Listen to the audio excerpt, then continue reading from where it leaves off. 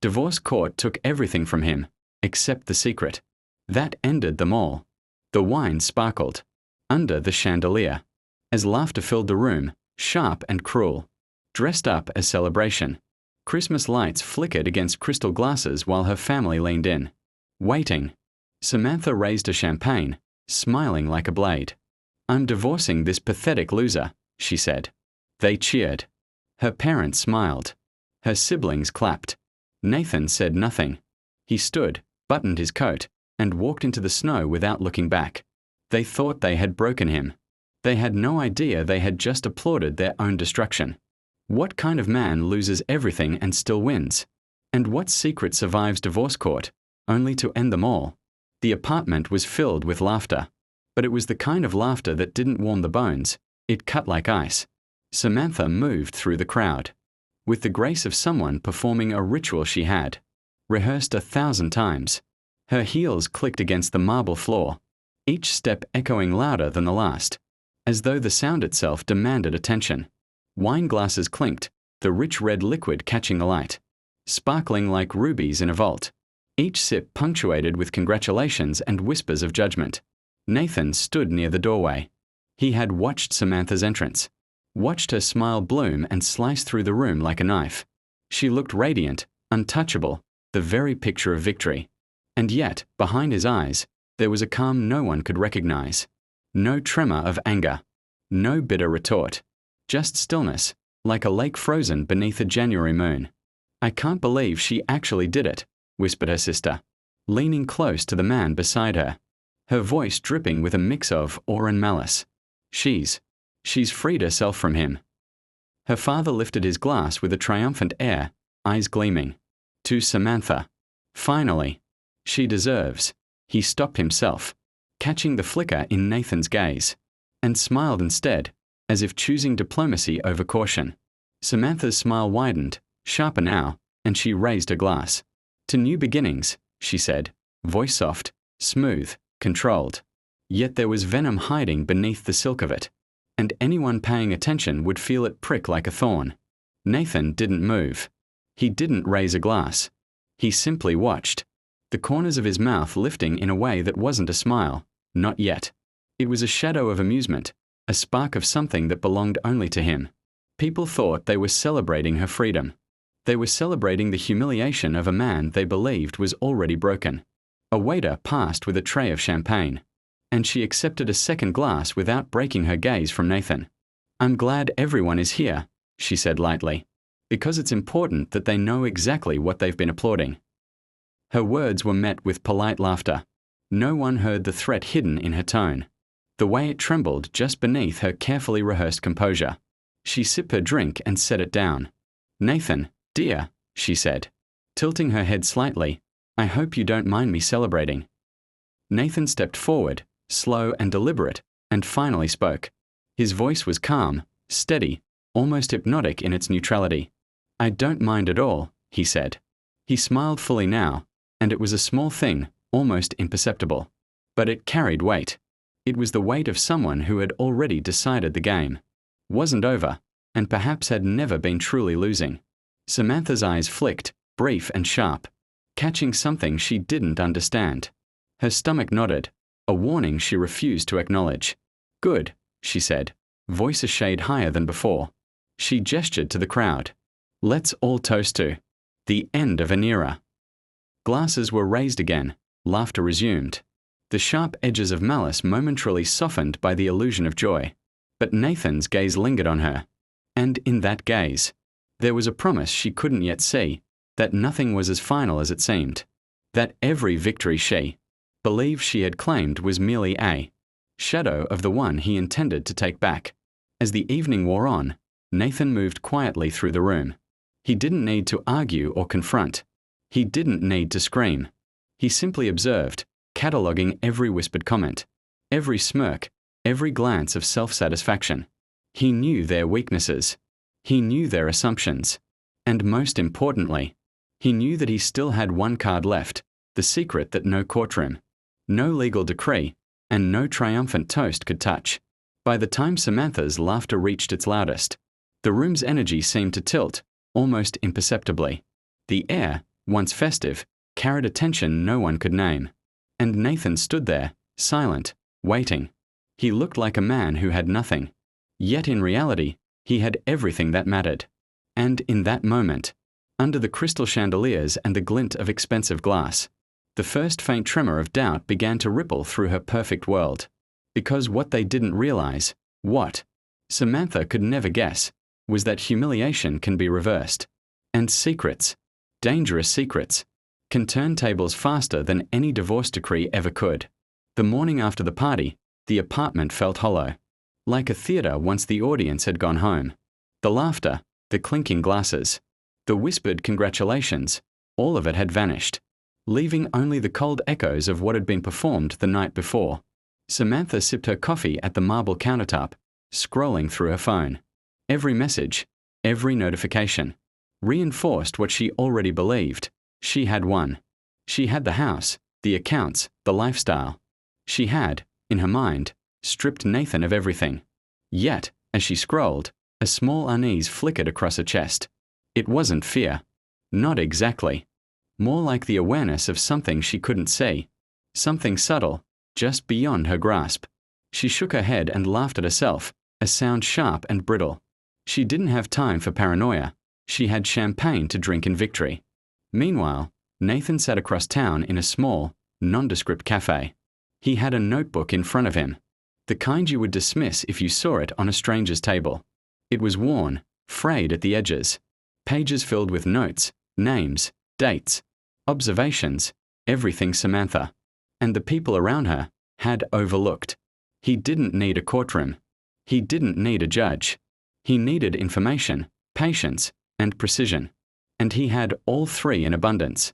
A waitress refilled his coffee, and he barely noticed. His mind was elsewhere, mapping connections, cataloging vulnerabilities. Every contact Samantha had ever used to mock him. Every insider joke she thought he didn't understand. Every debt she assumed he had forgotten. He was rewriting it all into leverage. The divorce had taken material things from him. Yes, but it had not taken his mind. His memory, or the one secret that could undo everything. Back in her apartment, Samantha's assistant knocked lightly and entered, carrying a stack of papers. "The bank confirmed the transfer," she said cheerfully. "Everything's in your name." Samantha's smile was quick, sharp, perfect. "Thank you." She barely looked at the papers, setting them aside. Her mind drifted to Nathan for the briefest second, a flicker, a shadow she couldn't quite name. And then she pushed it away. She had no time for ghosts. But Nathan's ghost was already moving. He started small, careful, almost invisible. Emails disguised as casual messages. Phone calls with the faintest hints of curiosity. Inquiries into people Samantha trusted. He didn't confront her. He didn't threaten her. He simply reminded the world that he existed, and that he had information. That mattered. By mid-afternoon, Samantha's sense of control had begun to fray, though she wouldn't admit it. Things that had once seemed simple, the transfer of accounts, the moving of furniture, the reassignment of lawyers and advisors, were now showing cracks. Minor inconveniences, nothing dramatic, but enough to make her frown once or twice in confusion. A check bounced. An account had been frozen. An unexpected visitor asked pointed questions about her new arrangements. She called her lawyer. "It's probably a mistake," she said, though her voice carried an edge she couldn't hide. The lawyer assured her it would be resolved, but the seed of doubt had been planted. Nathan's calm, methodical presence lingered in every disruption, even when he wasn't physically there. Nathan, for his part, moved with the patience of a predator. He knew time was on his side. He wasn't rushing. He didn't need immediate revenge. His quiet work, the subtle disruptions, the small reminders of his awareness, were enough to unsettle her. Slowly, imperceptibly, he was turning her world into a puzzle she couldn't solve. By evening, Samantha sat at her vanity, staring into the mirror. Her reflection smiled back at her, but the smile seemed smaller somehow. A fleeting thought crossed her mind. Nathan had smiled that night, after she thought she had humiliated him completely. That smile had been calm, almost amused. Why had it unsettled her so much? She shook her head, trying to dismiss it. "It's nothing," she muttered. Yet the unease lingered, like the faint echo of a bell no one else could hear. Somewhere, deep in the shadows of her mind, she felt a warning she didn't want to acknowledge. The man she thought she had destroyed was not finished. He was simply waiting for the right moment, for the perfect opening, for the secret that could end her world. And Nathan, in his small cafe, closed his notebook with quiet satisfaction. The pieces were in place. The game had begun. He didn't need to rush. Victory wasn't measured in weeks or months. It was measured in precision. And he had something no one else did. The kind of knowledge that could topple kingdoms. As night fell, the city outside Samantha's apartment glittered, unaware of the storm gathering. Within the walls of a life, built on assumption and pride, and Nathan's calm patience, like water slowly wearing away stone, began to shape the edges of that storm.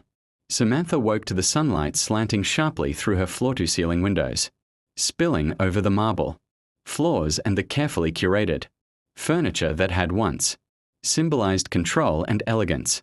She stretched, coffee in hand, and scanned her phone. Notifications, emails, messages, all normal, except for the one that made her stomach tighten, a terse note from a client, polite but insistent, asking for clarifications about accounts she thought were already finalized. She frowned. Mistakes like this didn't happen. Not under her watch. Not in her world. Her assistant had double-checked everything. Yet here it was, an error she couldn't account for, a disruption she hadn't anticipated. The unease she had felt at the party, and later that morning, curdled into something sharper, a whisper of worry, an echo of a bell she couldn't identify. But that Nathan's calm gaze had seemed to ring in her mind. She shook it off. She had won. She had everything.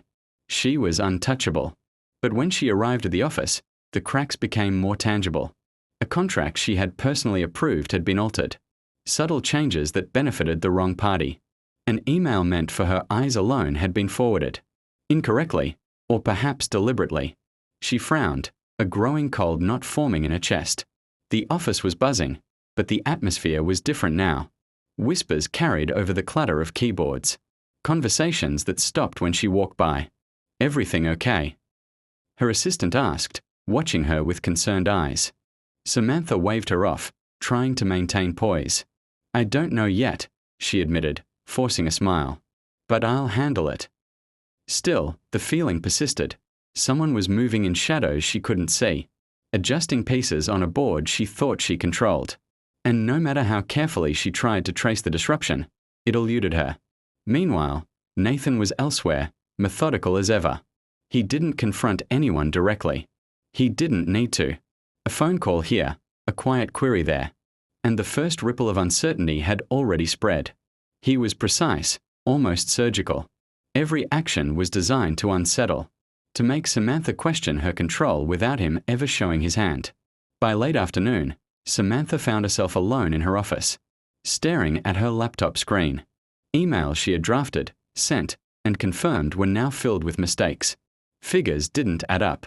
Numbers that had been solid yesterday were suddenly off by thousands. She scrolled rapidly, her fingers trembling slightly as panic edged in. The apartment, the office, even her assistant's cheerful demeanor, they all suddenly felt fragile, like glass.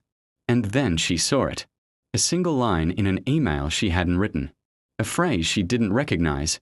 He remembers everything. Her breath caught. She scrolled up and down, scanning for a mistake. A misclick, a typo, but there it was. Clear. Intentional. Deliberate. A message embedded in the chaos. And it was meant only for her to notice. She sank back in her chair, heart hammering. The realization struck her like lightning. Nathan hadn't just disappeared. He hadn't just walked away with nothing. He had been watching, planning, and now he was reminding her of it. Every move she had made since the divorce, every step she had thought, was safe, was being observed, calculated, counted. Her phone buzzed. A message. She didn't recognize the number. She hesitated before opening it. Everything you've built can crumble in a day. And I haven't even started yet.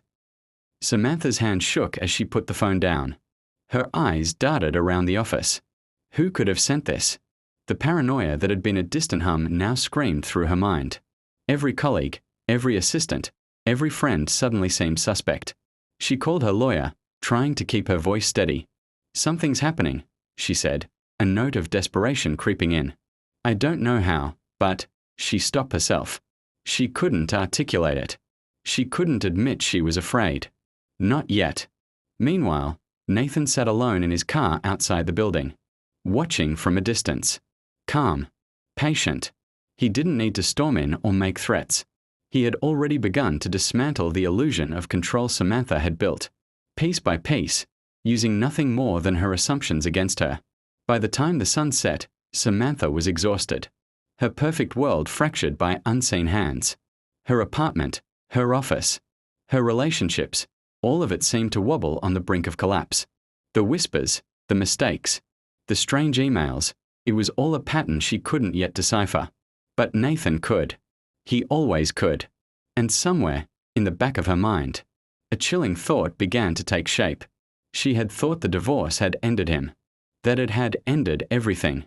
But the quiet, calculated threat she was now feeling, it was only the beginning.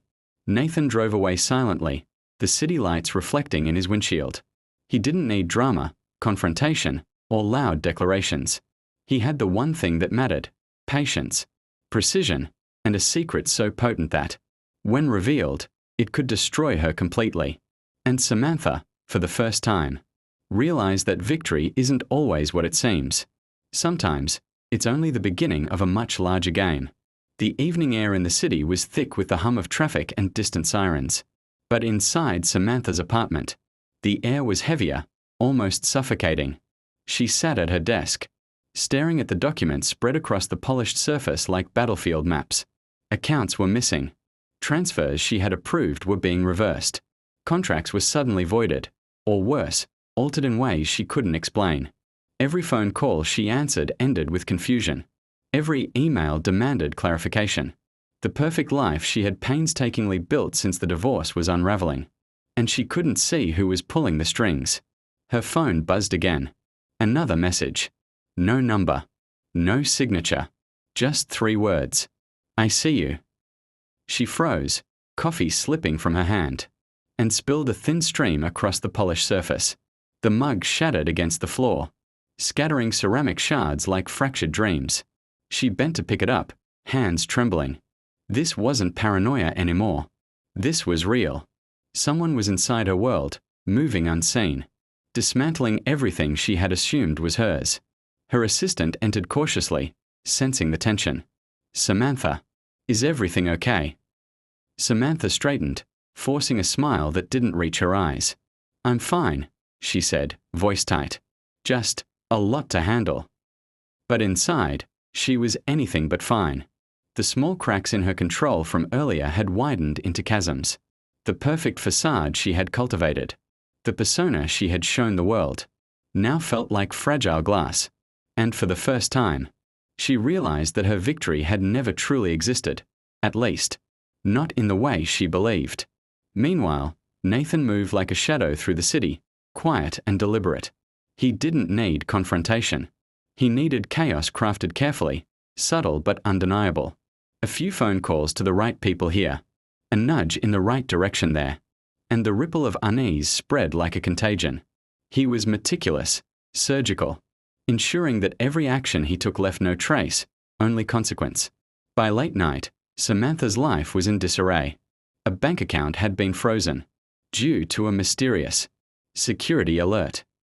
A trusted advisor, called to question decisions she never made.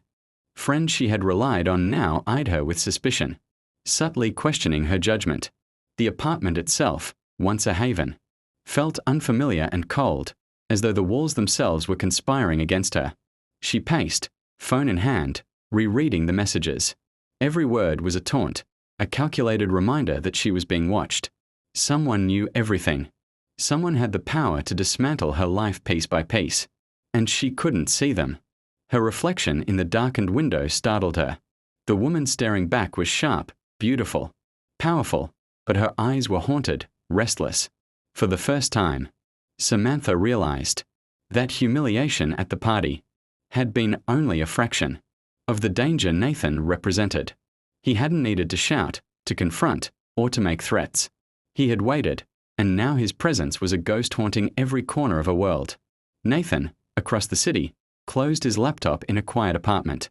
He didn't smile. There was no satisfaction yet. This wasn't about gloating. This was about preparation. Each minor disruption, each calculated inconvenience, was a message, a warning, a map of vulnerabilities laid bare. And the secret he carried, the one thing divorce court had never touched, was ready to tip the scales entirely. Back in her apartment, Samantha collapsed into her chair, hands clutching her head. Every call, every email, every whispered suspicion in her office had the same pattern. Someone was orchestrating it. Someone was reminding her, control is an illusion. She thought she had seen Nathan's power at the party. She hadn't. Not really. Now, she was staring at the evidence of a strategy she couldn't anticipate, couldn't counter, and couldn't even define. The night deepened. City lights blinked outside, indifferent to her unraveling world. She sat in silence, listening to the subtle hum of her apartment, the distant wail of sirens, the occasional whisper of the wind. It all felt wrong, fragile, unstable, and Nathan's shadow loomed over it, though she couldn't see him.